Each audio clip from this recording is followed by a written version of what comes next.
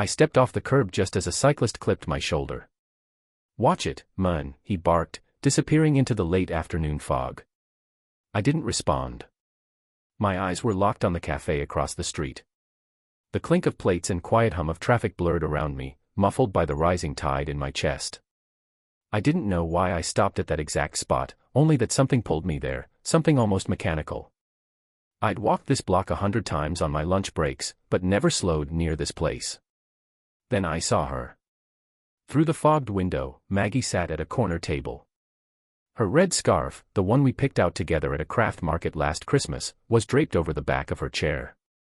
Her hands were animated, fingers fluttering like they always did when she was excited. She wasn't alone. The man across from her leaned in close.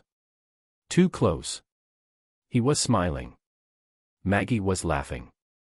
I froze. A gust of wind carried the acrid scent of someone's cigarette from the alley. It hit the back of my throat like rust. I swallowed, but the taste stayed.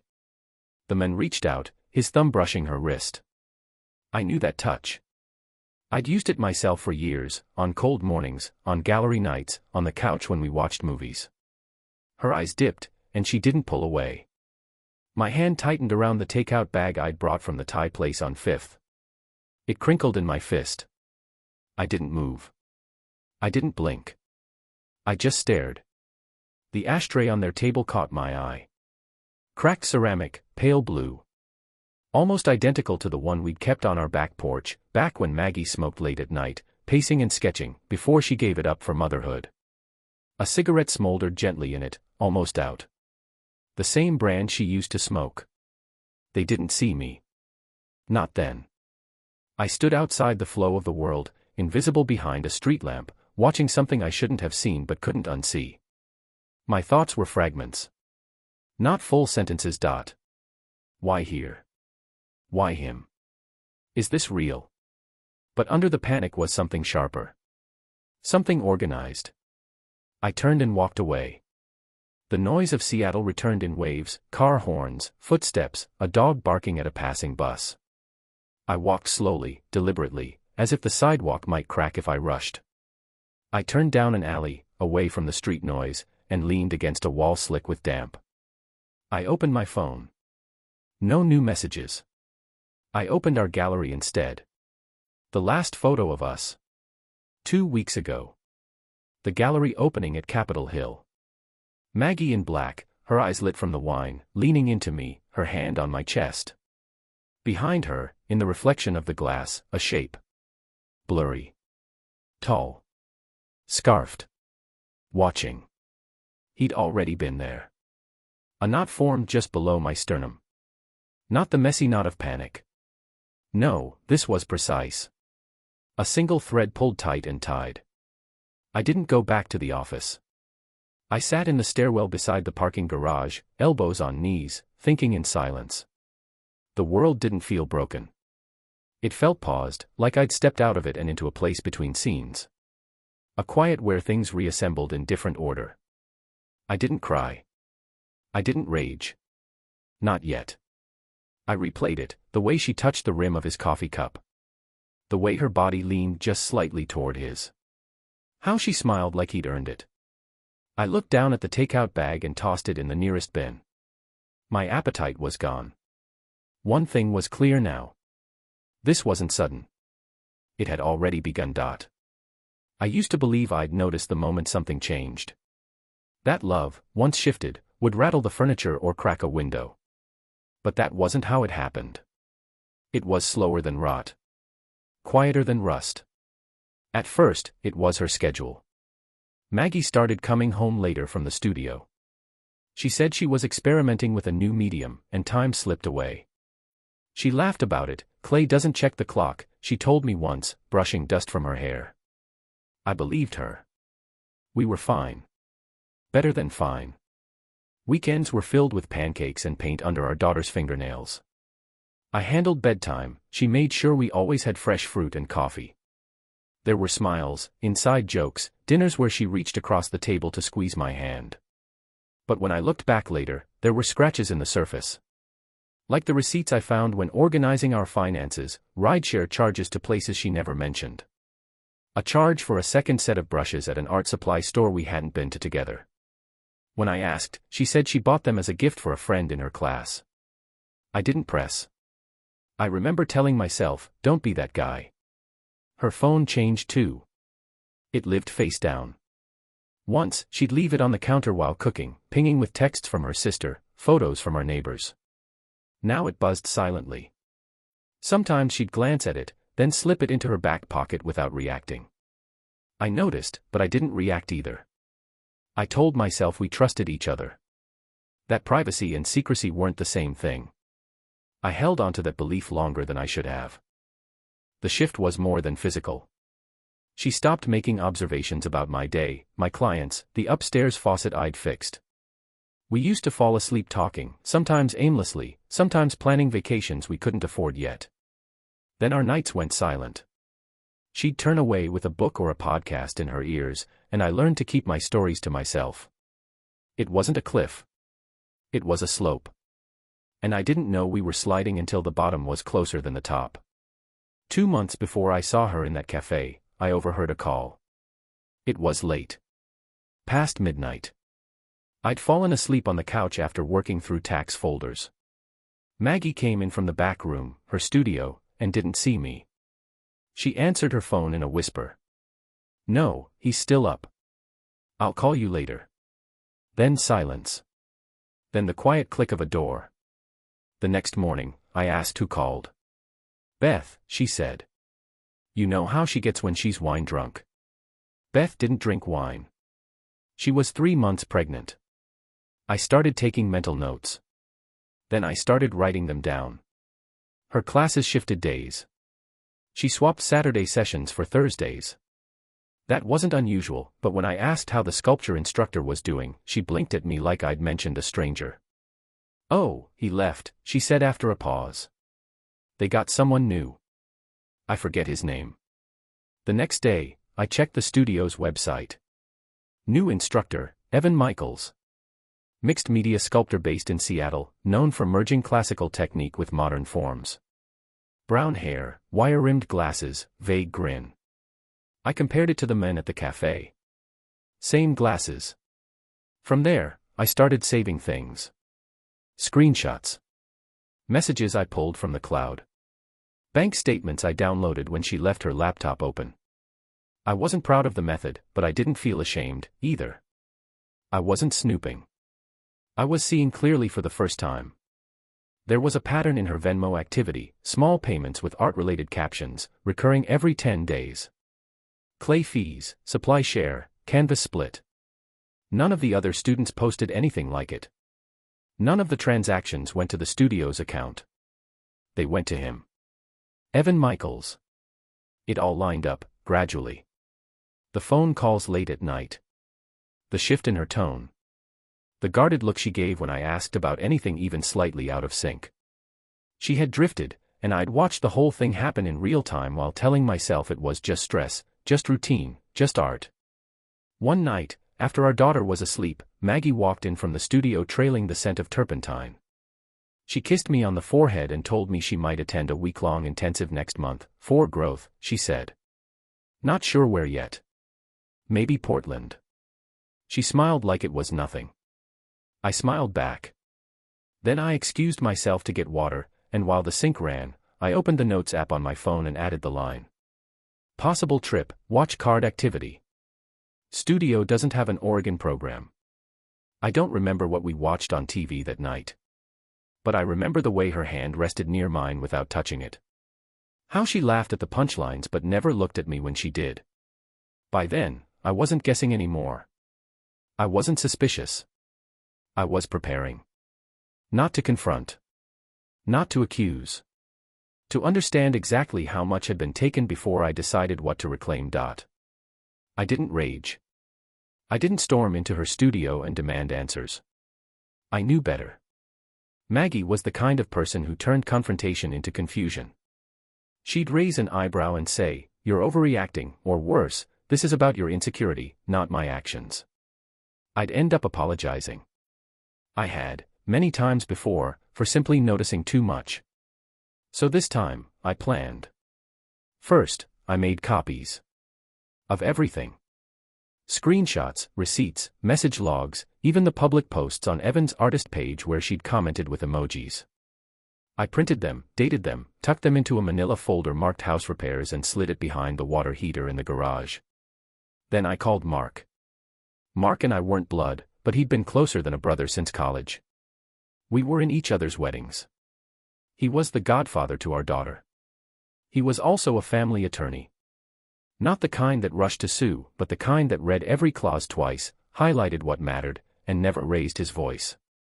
We met at Green Lake Park on a Sunday morning. Joggers passed, and kids screamed from the playground, but Mark sat beside me on the bench and said nothing until I finished telling him everything. When I was done, he didn't respond right away. He reached down, picked up a stick, and traced a line in the gravel. "You're not crazy," he said finally. "But you need to be quiet for a little longer." I nodded. I already knew. Mark helped me list what to gather: financial records, childcare schedules, Maggie's employment contracts, medical insurance. He explained the difference between physical custody and legal custody. He told me to stay calm in all written communication. If this goes to court, your texts will be Exhibit A. We sat there for an hour, mapping it out like a chessboard. I felt steadier afterward. Not good. Not healed. But steady. That night, I couldn't sleep. I lay in bed listening to the soft murmur of Maggie's podcast through her earbuds. Her lips were slightly parted, her face peaceful. I watched her for a while, wondering how long she'd been gone. How long she'd been lying next to me with one foot already out the door. The next morning, I installed 2 small cameras, one in the corner of the living room, another in the hallway facing the front door. Not to spy. Just to verify who came and went. I bought a basic security system with cloud storage and set it to notify me if anyone entered the house between noon and 5 p.m. on weekdays. Then I sat down with my father. He and my mother split when I was 10. I remembered the shouting, the slammed doors, the nights he slept in his car outside my school. But what I hadn't seen then was the version of him I saw now: quiet, focused, composed. Retirement had made him gentler. Grief had made him honest. We met at a diner just off Aurora. He ordered black coffee. I told him everything. He didn't say, "I told you so." He didn't say, "Fight for her." He just listened, stirring his sugar slowly. "Don't let your daughter see you bleed," he said. "Fix it before it scars her memory." I thought about that a lot. I didn't want my daughter to grow up remembering fights. I wanted her to remember that her father was steady. That even in pain, he didn't flinch. I started journaling. Not for catharsis. For structure. I tracked Maggie's absences, her mood swings, what she said versus what she did. I kept logs like a contractor preparing for a rebuild, photographic evidence, financial calculations, proof of care. And through it all, I never accused her. Never changed my tone. I was polite, warm, careful. I made her coffee on Sundays. I helped her prime new canvases in the garage. When she said she was tired, I told her to rest. She didn't notice the shift in me. Or maybe she did, and mistook it for weakness. One evening, while folding laundry, I found a receipt from a boutique hotel tucked inside her jacket pocket. The logo was embossed, the paper heavy. 2 nights booked under a different name. Her handwriting on the back: Evan, parking on 6th. I didn't flinch. I folded it neatly and slid it into my folder. Then I sat down and drafted a custody plan. I mapped out holidays, school drop-offs, medical decisions. I listed our daughter's favorite routines: banana pancakes on Sundays, bedtime books, her fear of thunderstorms. I included notes on Maggie's work schedule and offered fair accommodations. When I finished, I emailed it to Mark. He called that night. "This is excellent," he said. "Balanced. Thoughtful. And it'll hold up." I nodded in the dark, alone in the kitchen, one hand wrapped around a mug of cold tea. For the first time in weeks, I felt something close to peace. The next morning, I contacted a therapist. Not for trauma recovery, not yet. I needed tools. I told her I wasn't angry, I was focused. She asked what I wanted from our sessions. "Clarity," I said. And control of my reactions. She helped me reframe everything. Betrayal, she said, doesn't define the betrayed. The response does. We talked about boundaries. About rebuilding identity. About strength that doesn't roar. I met with her weekly. On a Saturday evening, I took our daughter to the aquarium. While she pressed her palms to the glass and pointed at jellyfish, I caught a glimpse of myself in the reflection, tired, older, but composed. I thought, this is who I want her to remember. By now, Maggie and Evan were no longer cautious. She smiled at her phone in plain view. She started wearing perfume again. She mentioned studio trips with less effort to explain. Once, I asked if she wanted to plan a family weekend getaway in the fall. She blinked and said, let's not plan that far ahead right now. That was her way of leaving a door open. But I was already on the other side. And I was ready. The ashtray sat in the center of the table like a relic. We hadn't used it in years. It had lived in the garage, tucked beside old boxes of turpentine and Maggie's unused canvases. I cleaned it the night before. Not because I wanted her to see it as a threat, because I needed her to see it as a mirror. The last object we'd bought together before becoming parents. Back when we still believed we'd never need to lie. She walked into the living room just after 8. Our daughter was asleep upstairs. The house was still, but charged. I got your text, she said, eyeing the folder on the table. What's this about? Her scarf was damp from the rain. She smelled like a stranger's cologne. Sit, I said, calmly. This won't take long. She hesitated, eyes flicking from the ashtray to the manila folder. I watched her mentally scan for excuses, stories, angles. She sat. I opened the folder, slid out the printed receipts, the screenshots, the hotel invoice with her handwriting. I didn't look at her while I arranged them in a neat line. When I finally met her eyes, they were still, no denial yet, just the cold work of recalculation. I know about Evan, I said. I've known for a while. Silence. Her fingers twitched on her knee. I don't. You don't need to explain, I interrupted. Not to me. This isn't about guilt. This is about clarity. She leaned back like the couch might swallow her. You've been spying on me. No, I said. I've been protecting our daughter. I slid another sheet forward, our proposed custody agreement. This is what I'm offering. 50-50 legal custody. You'll have her weekends and Tuesdays. No alimony. I'm not asking for that. She stared at the paper like it was written in another language. Her voice cracked, then straightened. I didn't mean for this to happen. I believe that, I said. And yet it did. Her shoulders tensed. Why didn't you say anything? I did, I said. Not in words. In how many times I asked if something was wrong. In how many nights I waited for you to come home. You answered every time, you just didn't say it out loud. She looked at the ashtray. You kept that. I nodded. It belonged to both of us. Like everything else I'm dividing now. Her breath caught, but she didn't cry. That was always her strength, emotional containment, even when drowning. I didn't expect tears. I didn't want them. I wanted honesty. I'll sign, she said after a long pause. I know. We sat there in silence, the kind that falls between two people who once knew each other too well. I studied her face for signs of the woman I married, the one who used to hum while painting, who cried at dog commercials, who ran her fingers along my collarbone when I couldn't sleep. But that version was gone. She stood, slowly. What are you going to tell her? That we decided to live in 2 different houses, I said. That we still love her more than anything. And that neither of us is leaving her. Maggie nodded. Her hand hovered near the ashtray, then pulled back. I never meant to hurt you. You didn't, I said. Not anymore. And it was true. The pain had passed through me like a fever. What remained was not rage, not grief, just space. A space I could now choose to fill with something else. She left without another word. I picked up the ashtray and turned it over in my hand. It was cool, smooth on the bottom. I carried it upstairs to my daughter's room and set it on her desk. She used it the next morning to hold her crayons. The house felt bigger once she was gone. Not emptier, just quieter, easier to breathe in. Her things vanished over the course of 2 Sundays. She took her canvases, her books on color theory, the vintage coat she never wore but refused to part with. I kept the rest. Not out of sentimentality. Out of function.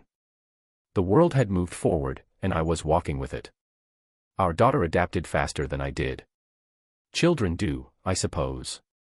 I gave her a calendar with stickers, one for Mommy's house, one for Daddy's house. She liked the idea of 2 bedrooms. 2 toothbrushes. 2 sets of routines. The transition wasn't perfect, but it was peaceful. That was all I wanted. The custody agreement was finalized without dispute. Maggie signed everything through her attorney. She didn't contest anything, not time, not child support, not assets. The studio she loved became hers. The house, mine. We never stepped into a courtroom. It ended quietly, as if we both agreed the performance was over. Mark called me the day it became official. "You handled this the way most people wish they could," he said. "With your dignity intact." I thanked him. But the truth was, I wasn't dignified. I was deliberate. That was different. My pain didn't disappear. It just folded into something useful.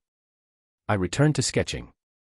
It started slow, doodles while my daughter napped, notes in the margins of work papers. Then I cleared out the garage, set up the old easel, and opened the windows wide. The cold Seattle air kept me focused. I didn't paint Maggie, or Evan, or anything literal. I painted structures. Foundations. Grids. Order helped. So did sharing. I started a blog, Resilience by Design. At first, it was just essays, reflections on custody, on boundaries, on being a parent after betrayal. But soon, others found it. They wrote to me. Men and women.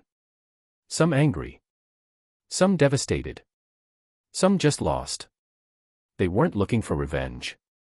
They were looking for direction. I replied to every one of them. One evening, after dinner, my daughter brought me the ashtray. "Look," she said, holding it up. "It's a treasure tray now." Inside were 3 crayons, a purple bead, and a pebble shaped like a heart. I nodded. Perfect use. She placed it on my workbench and ran off. I didn't move it. The ashtray had once been a symbol of something broken, something burned down to the end. Now it held what my daughter found valuable. That felt right. Spring came early that year. Cherry blossoms blew across the porch in soft pink clouds. I began volunteering at a local community center, hosting drawing nights for single parents. Some just needed a place to sit. Others, a way to keep their hands busy while their minds untangled. One night, a woman named Elise asked, "How did you get over it?" I considered the question. Then answered honestly. I didn't. I just built something else in its place. She smiled like she understood. I drove home that night with the windows cracked open, the air smelling like salt and city lights. The house was dark when I pulled in, but I didn't feel alone. The silence didn't press in anymore, it opened. I turned on the lamp above my desk, sat at the bench, and reached for a pencil. There was still work to do. But it was mine now.